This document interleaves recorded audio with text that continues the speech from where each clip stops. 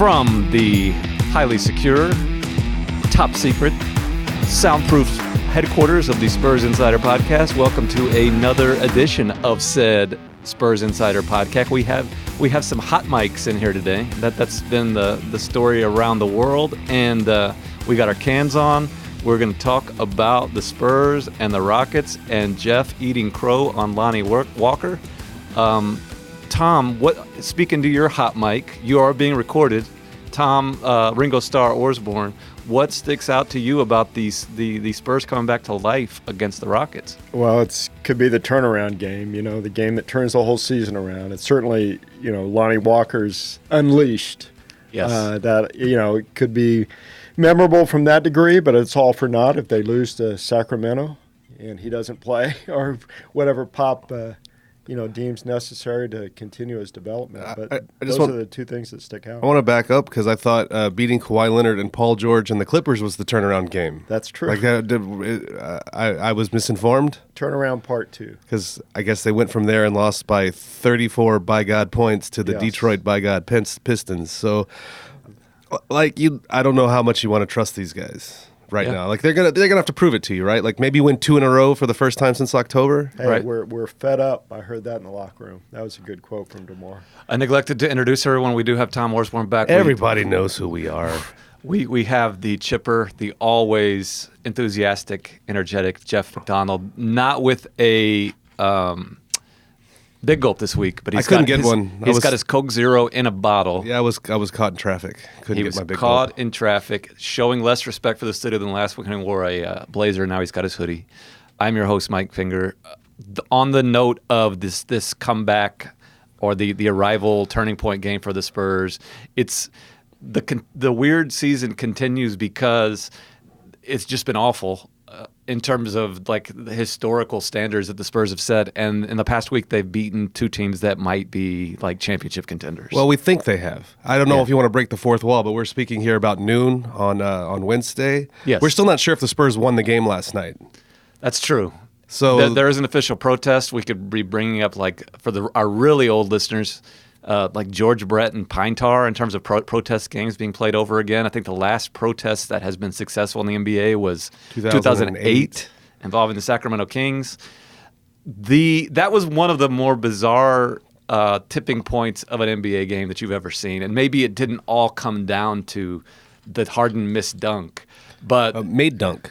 Made dunk. That we're sure of. That defied physics, went through the net, flipped back over the rim.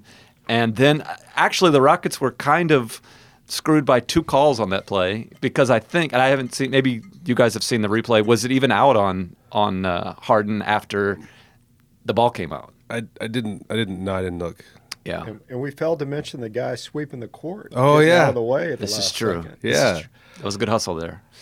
If that, and we could talk about turning points on this podcast every week. I think it's going to be one of those things where we repeat ourselves, where this team is going to lose some games it shouldn't, and maybe win some games that surprise you. If this does turn into the thing that kind of wakes everybody up, and Tom alluded to this earlier, DeMar DeRozan said in the locker room that guys just had to get fed up with losing. We're not going to take it anymore. Not going to take it anymore. We're not going to take it. Jeff always with the timely musical references. If this turns out to be that moment, I mean, for it to happen, first of all, against the Rockets, kind of longtime Spurs whipping boy Mike D'Antoni, who has been on the short end of a lot of bizarre Spurs moments over the years. It's be kind of a cool story because what we haven't mentioned yet that happened last night in this game is after the weird Harden dunk, which went through, came out, and was not counted, the Rockets freak out. Now all of a sudden the Spurs are still down by 13, and they need the incredible, long-awaited arrival of Lonnie Walker IV, who comes alive and proves Jeff McDonald wrong. It's about time they played that guy. Proves Jeff McDonald wrong, proves Greg Popovich wrong, proves all the haters on the street that Tom Osborne's talked to and his beat. Leaves Marco Bellinelli. Poor Marco. Crestfallen. Poor Marco. Will he ever play again after that? And we're kind of poking fun, but that was an incredibly impressive performance by the kid. Yeah, I know you guys are going to beat me up, but it took me back to Tony Romo's emergence. Oh my Hey, Parcells, he stuck with Bledsoe for so long. Yeah. The fans were all over him. Yeah. But he said, hey, the kid's not ready. I know what I'm doing. You know, Uh-huh. back off. Then he unleashed him and, took the league by storm. I'm not saying that's going to happen with Lonnie, but there are some parallels. It was Yeah. interesting. I liked how Pop played this, chewing him out publicly on Halloween night. Yeah. Lonnie says it wasn't a wake-up call. Some of his teammates say the same thing. But it had to have been. Yeah. It had to have done the kid well. Yeah. There's going to be a chicken and the egg debate that we've had before about guys like DeJounte Murray and Derek Walker and basically everybody who's gone to the G League and had fans clamoring for their arrival in the NBA and saying, why aren't these guys, these rookies that the Spurs play, why don't they play their first year? Why does Pop insist on being mean to them and sending them up to Austin and not giving them a chance? And then they come down and they're great. Well, are they great because they had to sit? Are they great because the Spurs player development knows what it's doing and taking their time?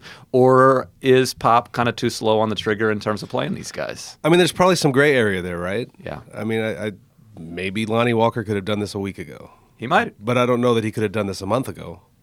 I would agree with you. And sitting way up in our seats in the AT&T Center last night through the first half when Lonnie started getting some run, it didn't look great. It wasn't great. I mean, sometimes I don't like having these discussions because it makes it seem like I'm anti-Lonnie Walker or I'm down on him. But it's amazing how quick these things can flip, how easily stored narratives can go the other way, because let's say that dunk goes through for Harden and there isn't this delay and the Rockets pull away and Lonnie doesn't have his huge fourth quarter.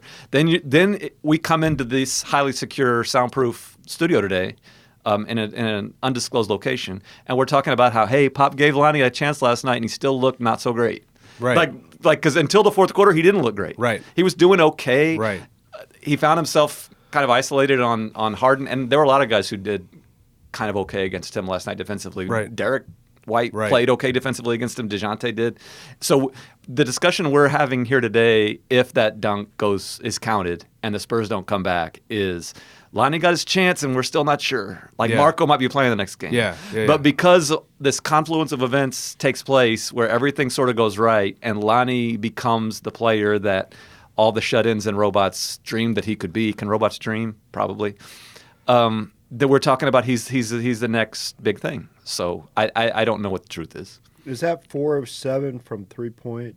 Is that an aberration? I mean, is that? I mean, he doesn't. He hasn't had that profile so Right. far to be a high 30%, 40% 3-point shooter. But if he could get there, that would change a lot of the dynamic. I think part of the quote unquote problem with him is he's another slasher on a team full of slashers. He's the most athletic player they have on the roster, and maybe have had on the roster for years. When we were watching him struggle last night from upstairs and kind of having a discussion up there about how, things haven't gone great for him, I will give Jeff McDonald, who's wrong about most things, credit. When he said, yeah, but he can get to the rim and just about anybody. And he can get to the rim better than anybody on the team, even though he was missing layups in the first half. This guy, Jeff McDonald, actually said something that made somewhat sense in that situation. And then in the fourth quarter, he started finishing the shots that he was missing. Right. And making, that was the first time I probably saw him consistently make a shot outside of 10 feet. Right. So that's important. And then the defense. We don't know if that's going to be consistent. Right. And the defense has to come along. Those are the reasons he wasn't just an automatic rotation piece. What it sort of reminded me of, and this isn't going as far back as Tom and Tony Romo, but the playoff game last year with Derek White, where all of a sudden the crowd is like, this is our next kid. Yes, the crowd is yes. just waiting for this next star that the Spurs are going to have. Takes over, and the energy, and you just start thinking, I'm talking about the fans up in the rafters and all around the court are just thinking, this is who easy for me to say. This is who we've been waiting for. I'm the only guy in here without a beverage, and I'm feeling a little parched. The way Derek took over that Denver game last year was the same way. It was like Derek White is the next Manu Ginobili crossed with George Gervin. And that's what Lonnie Walker was like last night. And yes, people are making too big of a deal about it. But this team has lost almost twice as many games as it's won this year, and the fans are desperate for any kind of hope, and Lonnie gave it to them. So now he faces what Derek faced. Teams Exactly. are going to be paying attention to him, the little chalkboard Right. before the game, So that's the challenge. Yeah. So did Pop make a mistake by waiting this long to unleash the? No. Tom Osborne has been known for decades as Greg Popovich's biggest fan I'm and his defender. biggest champion, yeah. And the feeling is mutual. Honestly, I'm not going to question him. I think the truth is that Pop probably could have played him sooner. That there's a middle ground between should Lonnie have been getting 24 minutes per game last year? Absolutely not. Like, Pop was right, the staff was right. Should he have been in the rotation to start this year?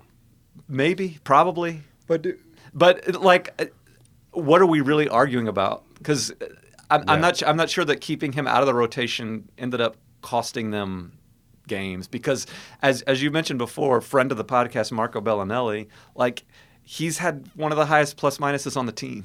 So it's not like Marco Bellinelli. I know people don't like the way he plays, and he's not a part of the future. Yeah, I think that says more about the use of the plus minus stat than anything Well, else. exactly. Why play someone? Pop's read between the line comments, non-competitive in LA. That comment before the game yesterday talked about he's taking his minutes seriously now. Right. And then Lonnie after the game, mentions, "Hey, I'm giving 110% effort now." I mean, why reward someone if they're not doing what you require? You're trying to teach that guy how to be a pro. Yeah, exactly. Like people will say, well, Marco doesn't play defense either. Well, you're not trying to grow Marco. Right. Marco is who he is. He might not even be on the team next year.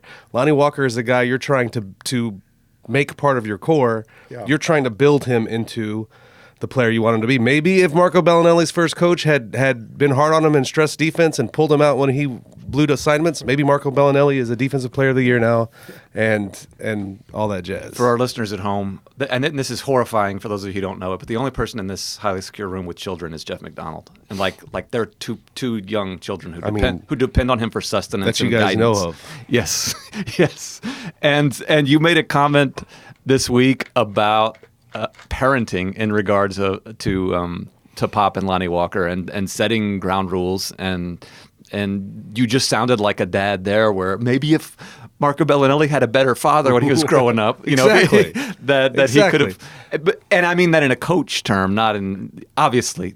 Tom just grimaced like I said something offensive, but Jeff is saying. I get that look a lot from people. What do you do? I get that look a lot from people. So, But anyway, to flesh out your metaphor there, Pop is kind of trying to mold a kid who he's probably not going to coach forever, but trying to kind of set these rules and shape him into the type of player that he sees him being for years to come. And if that meant a little more bench time early or timeout, if you will, I don't know what the parents call it these days. Like, that could end up being a productive thing. yeah. I mean, and of course he has more athletic gifts than Marco Bellinelli, and is maybe even a better player at the way Marco Bellinelli has played this season. But that's part of it too. Like, if you're gonna Lonnie Walker, if you're gonna blow this defensive assignment, if you're going to make game plan mistakes, we will play Marco Bellinelli in front of you. Yeah. Maybe that's part of the punishment. Aren't most coaches, they tend to be conservative. We're not talking politics, but they give the benefit of the doubt to the veteran. They want to hang on to that and see if he can turn things around. So I don't think there's any reason to bash Pop or to spend time worrying about this. I really don't. What should we spend time worrying about? Oh, geez. The human condition, Yes. the state of the world. Yes. That's not a different our podcast. That's not our sphere. The thing that we talked about as the season began on this very question, which is one of the more popular questions that the Spurs have had, the kids, Lonnie Walker, and then the old guys, Marco Bellinelli, who the fans are tired of. I think we made this point the first week of the year that if Marco Bellinelli is on the team and he's collecting a salary, which he is, you're not just going to get rid of him, you could use the first month. I think we said the first month to find out if he still had anything, and if he didn't, then you could move on. And I don't think anybody saw 8-15 or 8-14, whatever the record is now coming. Well, we'll find out later what the record is. The NBA has not yet ruled on whether that they'll have to. By the way, they're not going to. This I might sound like an idiot if this comes out after I've been proven wrong, but they're not going to make them play the last 8 minutes again. I don't think so. And they're certainly not going to give the victory to the Rockets. No, they're definitely not going to do that. Yeah. Hey, go ahead. But anyway, the point is, so the first month of the season, you found out what you had in Marco Bellinelli. You found out what you had in these older guys. And now I think if Lonnie Walker sits for the bulk of the game against Sacramento on Friday and doesn't get off the bench next week against Cleveland, then I think even Tom Osborne will say, "What the heck is Pop thinking?" Yes. But up until this point, I would agree with Tom that it's sort of been just kind of controversy for controversy's sake, and people are looking for something to get upset about because this goes into the psyche of a city and a franchise that just is unaccustomed to dealing with not being great.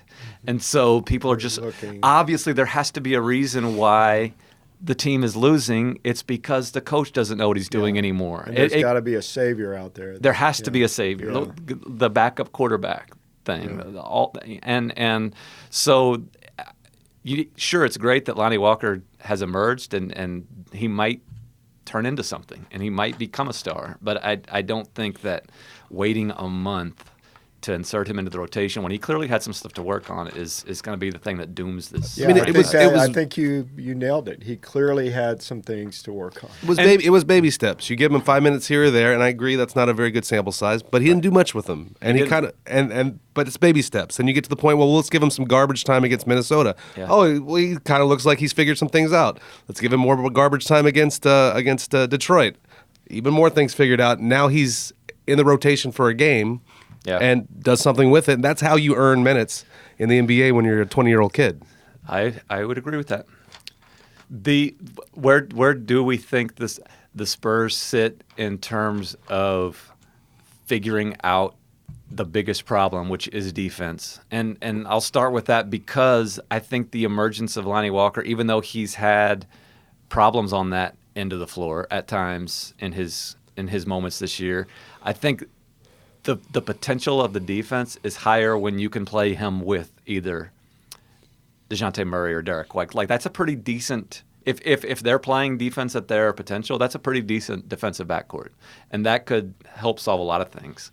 This team's never going to be a good defensive team this year, but that helps if that's one way that Marco Bellinelli really hurts you. He's not a defensive player, never has been, never will be. Are you breaking news here on the podcast? This is breaking news. By the way, you could get this sort of breaking news if you sign up for the Spurs Nation newsletter. And I pronounced that correctly this week. On expressnews.com, you can check out all of the Jeff McDonald, Tom Osborne breaking news stuff, the features, the columns, all that type of stuff. Also, subscribe to our podcast, the Spurs Insider Podcast, on all your favorite podcast apps. But anyway, Lonnie Walker gives more upside on the defensive end. Is the defense going to ever be like not atrocious? Did Pop kind of throw in the towel in that regard pre-game yesterday when he said there's no lineup that? Yeah, I asked him because I think he was being self-deprecating, but all of the shut-ins and robots that have been harassing Jeff on the Twitter have been asking him to ask better questions. And they want to know why Pop doesn't play good lineups. Like the question is, ask Pop why he keeps playing bad lineups and not good lineups. And so I sort of asked him that. Like, what have you ever thought about just playing your best defensive lineup? And Pop says, well, what is our best defensive lineup? And I said, I'm not a coach. Isn't that your job to know what the best defensive lineup is? And he said, I am a coach and I don't know what our best defensive lineup is. I think he does. But on that note, I think that there has to come a point when he sacrifices a little bit of the, Bryn Forbes can fill it up from three-point land at times, but he should give away in terms of minutes to guys who can defend a little better. Am I wrong? That sounds plausible. Yeah. Have some more Coke Zero there. So Jakob's racking up the blocks because the guys on the perimeter can't guard anyone. Have we decided we're calling him Pirtle Wax now? Pirtle Wax is pretty good. Hat tip to Twitter, whoever that was. What was the other one? What a game last night for Mr. Pirtle. Pirtle's played well. Yeah. By the way, this breakthrough game came with LaMarcus still sidelined. I'm not going to make any comment on that one way or the other, but they tend to play a different style when he's not out on the floor. That's true. They lost by 34 the game before. They did. No follow-up there. I'm just pointing it out. Yeah. Yeah. I mean, LaMarcus is the best player on the team in terms of accomplishments, in terms of probably talent. So Yeah. what's the best case scenario? He comes back healthy and starts playing more consistently, which he tends to do as the season goes on. When he come- and Lonnie does emerge as this Rookie of the Year candidate. This is a whole other I mean, not Rookie of the Year. That's wrong. But he Sophomore of the year? emerges, yeah, as the Sophomore of the Year candidate. What's the best scenario? Way better than Luka. Do they get back? Do they get back in the race for the eighth seed? They're not even. They're still sort of in the race, aren't they? They're only. Like a couple games back. I want to say, Right. like I wanted to say, nobody comes back from 7-14, 8-14, but then you look at the standings and they're like 2 games out of 8. Now there's like 5 teams in between them there. So, but yeah, they're not out. And DeJounte, the minutes restriction gets lifted. We need to follow up on that. I'm assuming it might already be. He's just not playing those minutes because he's coming off the bench now. Why don't you ask the tough questions? I don't know, because I have to come here and do a podcast. And you're so into it. The Coke Zero is gone. I want another one. You want to go fetch me one? It's not available. I'm not sure where to get one. We're out here in the middle of nowhere in this undisclosed location. When LaMarcus comes back, Pirtle has been so good and been a key to some recent success. Does LaMarcus start with Pirtle or with Rudy Gay? They were starting LaMarcus with Pirtle before LaMarcus got hurt, but then again, some of that is matchups too. Like you probably wouldn't start that way against the Rockets. If you're playing the Rockets, you'd start Rudy Gay in one of those spots. Would you? Yeah, because PJ Tucker is your power forward. And no matter how good Walker becomes this season, he still comes off the bench as a Manu, as an energy guy. I don't know about that. Yeah, that's another thing to Like Brendan Forbes played great last night against the Rockets. He was a key part of the whole comeback. But that's a spot that if the Spurs want to be a better defensive team for sure, that's a guy whose spot could be vulnerable. Like the analytics on Forbes aren't great. And Pop has started him for a while now, going back to last season, likes him there. But clearly there's higher upside with Lonnie Walker or DeJounte Murray or any of those guys than Brent Forbes kind of is who he is. Given the makeup of their starting lineup, though, you understand why they start Brent. Yes. Which that brings up another point that Pop has been harping on again the last couple of weeks or last week or so, is Derek White becoming more of a three-point shooter. Yes. If Derek White is hitting three-pointers, then that changes who you can play with him in that starting lineup. What does and I'm not picking on Brent here, but a starting backcourt of Derek White, Lonnie Walker, and DeMar DeRozan, in which Lonnie and Derek are somewhat competent from three-point land, that's got some potential. Yeah, well, yeah, but I don't know that Lonnie Walker is there yet. I mean, we'll see. Jeff's still hating on Lonnie Walker. The other issue to bring up here, he knocked him down last night, though. So people think of Brent Forbes as a younger guy, but he might not be part of the future. Like, he's a free agent. Yeah. He's 26, right? 25, 26? Right, but isn't he – are we sure that he's coming back? I don't know. I'm just saying if that could be another turn-the-page type moment if you want to go more with the guys who are – you think of Lonnie and DeJounte and Derek White as long-term parts of this franchise's future. I'm not sure Brent fits there. So maybe you want to – if this team isn't competing for playoffs at the end of the year, maybe you look at a lot of those combinations of those three other guys. So then they'll have to deal with Bertans and Forbes killing them. I mean, you can do a lot when you've just decided, screw the playoffs. We're just going to see what we got here. And I don't think they're even close to that yet. No, they're not. And they're going to get there a lot slower than other people will. Like, they're going to give up the ghost a lot. Right. They're going to hang on because... Right. Because. Also, that there's no one running away with that 8 spot. Yeah. Which may or may not be a positive thing for a team that might be ready to turn the page. Yeah. Like it's gonna. The fact that no one is running away with the 8 spot means that a lot of teams that might otherwise say let's rebuild kind of have to hang around to make sure that they're out of it. Yeah. Yeah. So good point. Upcoming on the schedule, things Pop and the players have talked a lot about how, and no one's asking for sympathy here, but there have not been a lot of extended days off for this team. It's been, like we mentioned last week, either games or plane flights, and not a lot of practice time, that kind of thing. Things are going to slow down here. 34 straight days. Pop was correct in that pregame comment. 34 straight days of either a game or a flight. Playing every other day, basically. Yeah. Between game 2 and 3 is when they last had 2. Yeah. But prior to Halloween. So this could be a reset moment for them. You get this big emotional victory over the Houston Rockets, and you get a couple days off. You get Sacramento on Friday. You get take care of that one, then you get almost a full week off, and maybe Cleveland. come back, full of. You come back, you face Cleveland. You got your legs underneath you. You got Lonnie Walker vying for that vaunted sophomore of the year. The way we're going to promote this podcast on social media and on the internet is talk about how Tom Ringo Starr Osborne is pushing for Lonnie Walker, a sophomore of the year, over Luka Doncic and Trae Young. Did the Spurs get a steal in Lonnie Walker?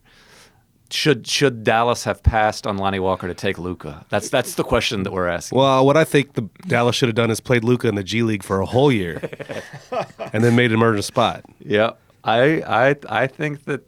Some people I don't know what that. Carlisle's doing over there. He hasn't won a championship in how many years? It's been a while. Yeah. Speaking of Carlisle and Pop, just to go on a complete tangent, because Tom Osborne brought up Tony Romo earlier, should Jason Garrett be fired, Tom? I think the time's come for a change up there. Look at Tom with all the hot individually takes. and collectively, as Jason says so often, things are awry. Things are awry. Things have been awry in Spurs Nation. I think if you give while. Jason, though, like 10 more years, he'll learn from his mistakes. He's the longest tenured coach in North American major sports, on any 4 leagues, to have not won a championship. Like the closest is Bob Melvin, the manager of the Oakland A's, and Terry Stotts. Terry Stotts. Of the Portland Trailblazers. So, yeah, I don't know where that was going, but the Spurs have some time off after this Sacramento game, so there's going to be time to think about everybody's favorite NFL teams and other activities. What do you think is going? You said that the Sacramento Cleveland thing could be the vaulting point for this team. Is that actually going to happen? Sacramento's decent. I wouldn't. I mean, I've watched the Spurs play. You can't just cement wins. Nope. Even though it says Sacramento and Cleveland, but it should be like if you're going to make any kind of run to the playoffs, you have to beat Sacramento home and you have to beat Cleveland at home, even if they are probably better than their name recognition would lead you to believe. Yeah. We will see how that turns out. Again, subscribe to the Spurs Nation newsletter. Come to expressnews.com. Subscribe to this podcast in all your favorite apps, or get it on expressnews.com. We will be back next week during a slow time of year for the Spurs, maybe a re-energizing part. Until then, thanks for listening. Take care of each other and keep it real.